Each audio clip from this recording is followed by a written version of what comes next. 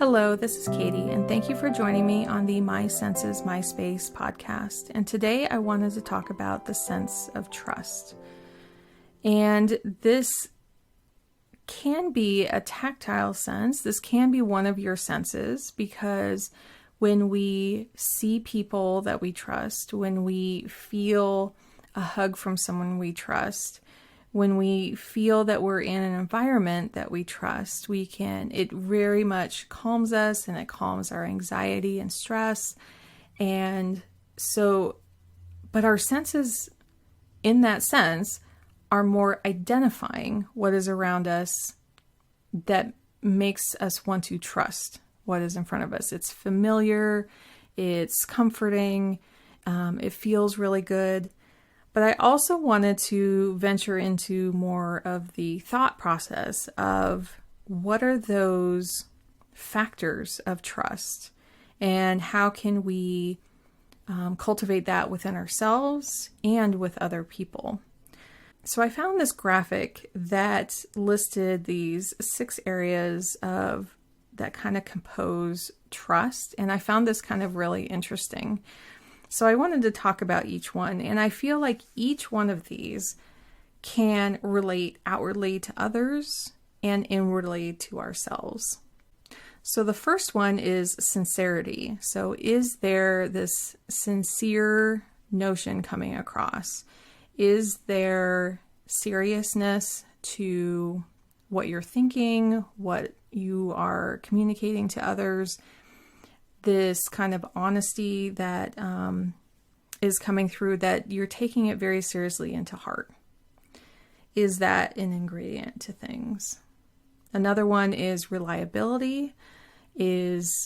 Are you or someone else showing up when you say you are? And I'm not talking about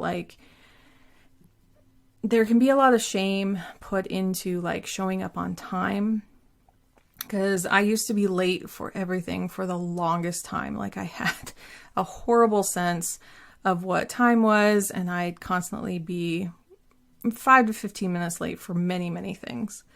But it took kind of some tools in my own, handy tools that I use to I wouldn't say change that.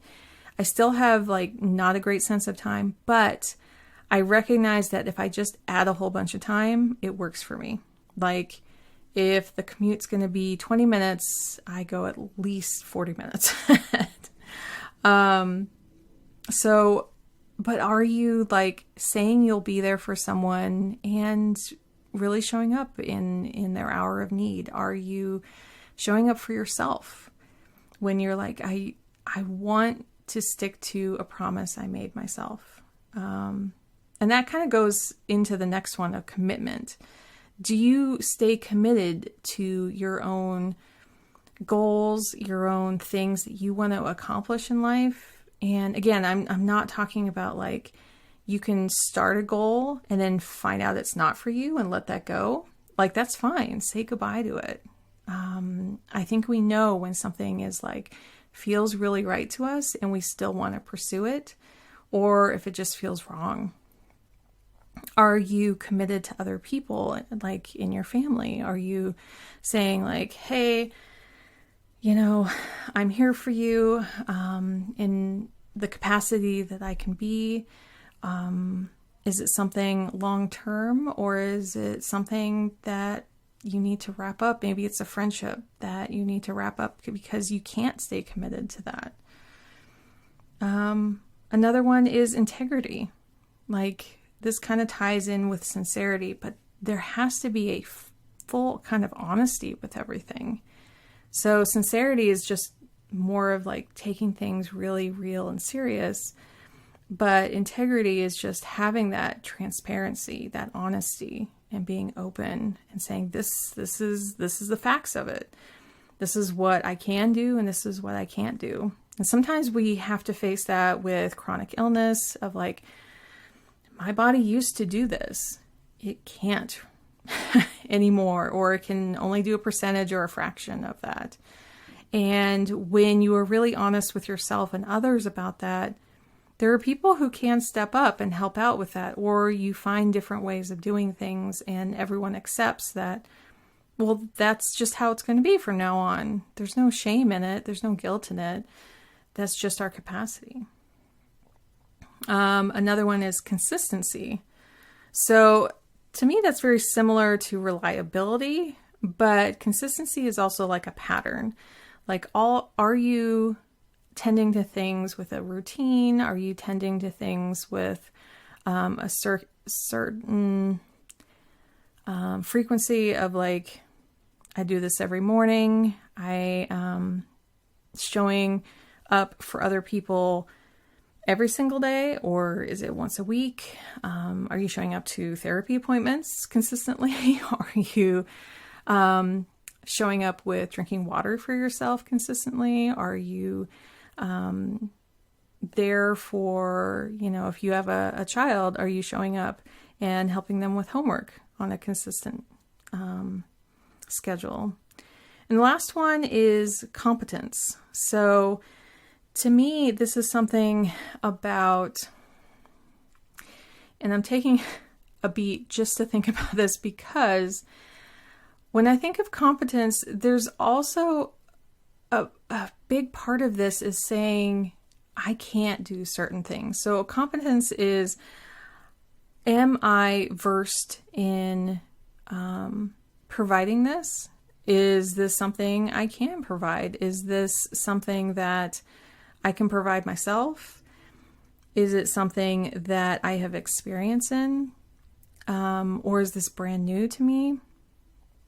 But also recognizing, wow, I have never experienced this before, so I may not be the one to trust about that. I have never had that come up in my life, so maybe I'm not the one to do that. And it takes a lot of emotional maturity to say, I can't.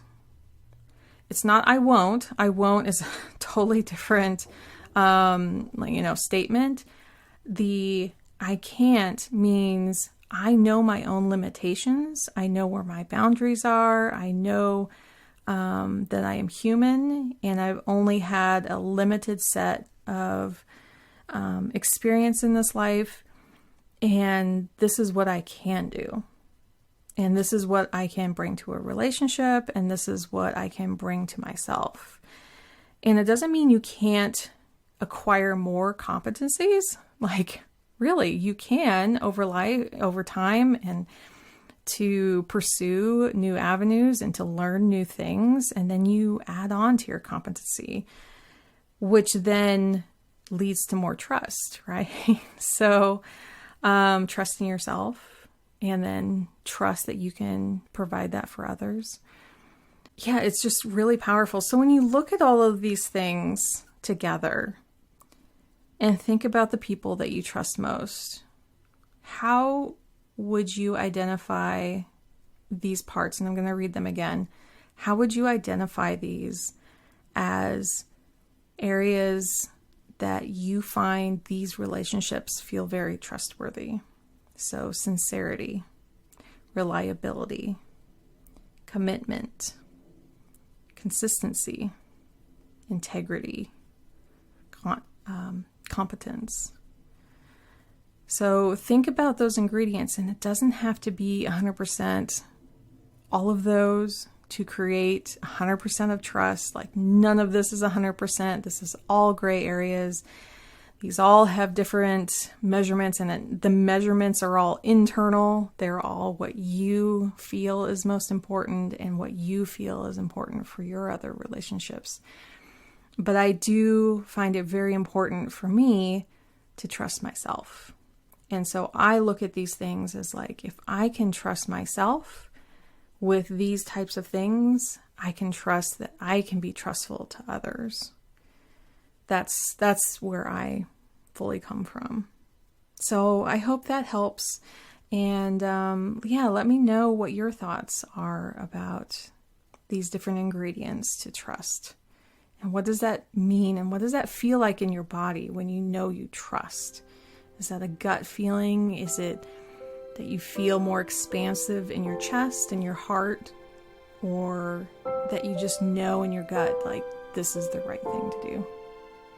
So until next time, thank you for joining me on the My Senses, My Space podcast.